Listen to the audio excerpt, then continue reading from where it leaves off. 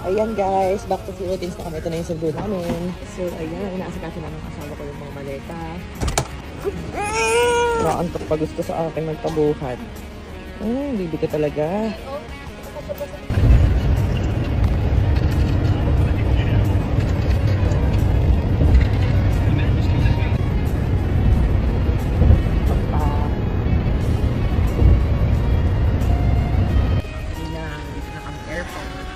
Pilig ko si Princess Sarah.